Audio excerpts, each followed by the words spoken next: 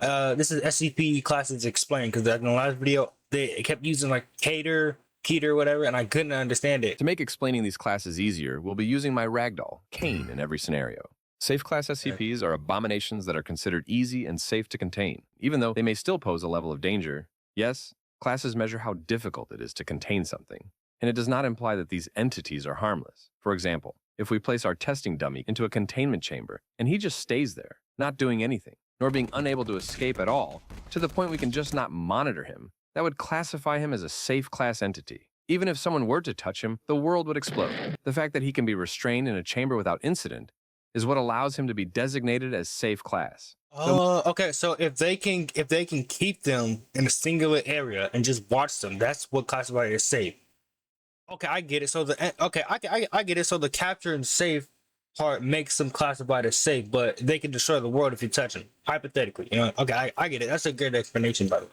Most safe class entities are objects or areas.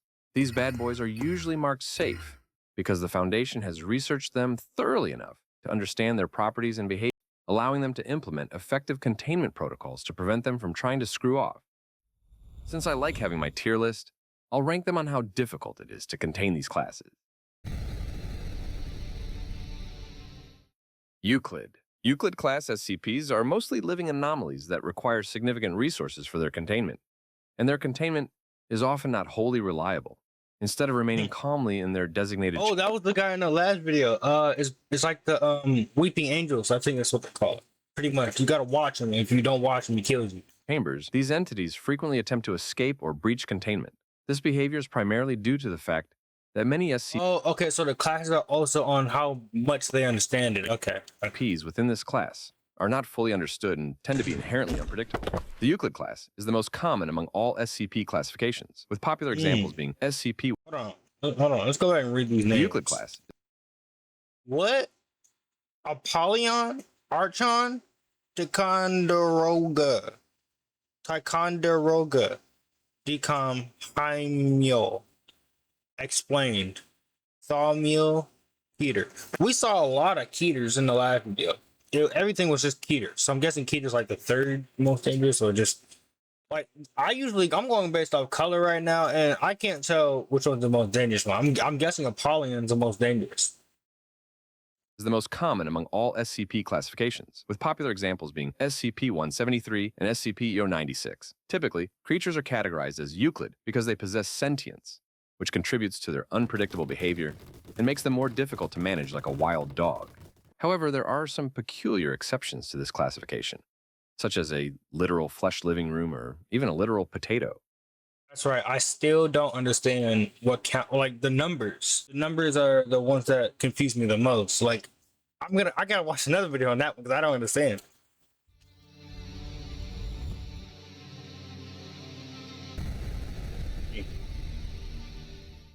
Keter. Keter class SCPs are, you guessed it, anomalies which are just a pain in the ass to contain without it escaping. So instead of Kane trying to escape actively, he types in a command and teleports 500 blocks away. Keter class SCPs have containment procedures that are often extensive and complex. This is because the Foundation can't contain them correctly, as they still don't fully understand it, or don't yet have the technology to do so.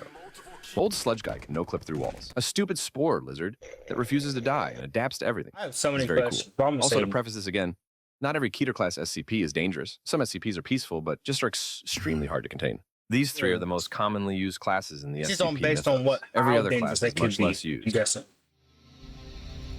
SCP mythos. Every other class is much less used.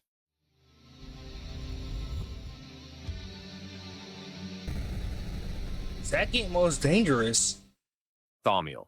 The SCP class Thaumiel is one that cannot technically be contained because its purpose is to contain other SCPs. Whilst the main three classes, Safe, Euclid, and Keter classes, inform how effectively an SCP can be contained, Thaumiel informs how this cretin can help in containing other anomalies. There's no chamber because it is the chamber. So instead of putting Kanan into a chamber, he is the chamber, and inside of him is another SCP. Examples include SCP-2000, a massive subterranean facility. Because this class is just a location, or technically a facility, the existence of them. I thought all SCPs were like entities. There are real life just jail cell SCPs. I could use like a concept like that for my story. But that's a brilliant way to keep like to make this all make sense on why some are so powerful. And yet, like I respect. I got a number of stuff for that one. Is highly classified at the highest levels of the Foundation, and their areas and roles are known only to a few Foundation personnel, excluding, obviously, the O5 Council. So, yeah, kids, if Humphrey from the hit game Omori was an SCP, he would be Thaumiel class.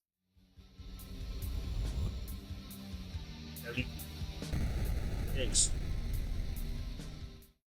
Explained. Gee, wonder what this one will be.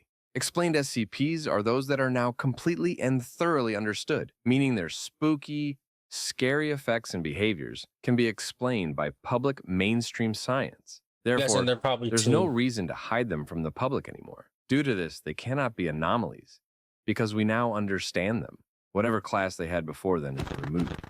So instead of being in a chamber, Kane is just kicked out of the facility to be studied or neutralized by the government. Wow, they really said you're a bum and kicked him out. That's crazy. They said, yo, we got you figured out. Just leave. Just leave. They're respectful. Apollyon. The CPs, which are labeled as Apollyon, are entities that cannot be contained. Plain and simple. You can try I was right. to put them into containment, but they will inevitably break out or some similar catastrophe will follow. Take Kanei, for example. He's far too powerful and massive for any chamber to bear without being destroyed. Apollyon beings are usually tied to world-ending threats, such as that visceral SCP-01 proposal. When you go off of colors, it makes more sense. Look at me understanding this already. Boils every cretin outside into goo. These SCPs are obviously extremely dangerous and hostile to humanity, as the Foundation actively needs to contain them, but cannot. No drink, no bites, no. Archon. Archon class abominations are ones that theoretically can be contained, but the facility does not actively attempt to contain them. Archon CPs may be a part of a consensus reality that is difficult to contain fully, or it may be safer not to contain it. For example, when Kanei is contained, wars around the world happen, not directly related to it. Therefore, it's best not to contain him. However, remember that these SCPs are not uncontainable. It's just that the Foundation chooses not to put the anomaly into containment. Crazy, right? Even the Foundation can keep their grubby hands away from entities to not hold them like damn trophies. No fight, no touch, no sight, just... Ticonderoga, an SCP with the class Ticonderoga, or however the hell you're supposed to say. It's Ticonderoga, mate. So, Ticonderoga is just a combination of Apollyon I was to say, who's breathing in my ear? and Archon.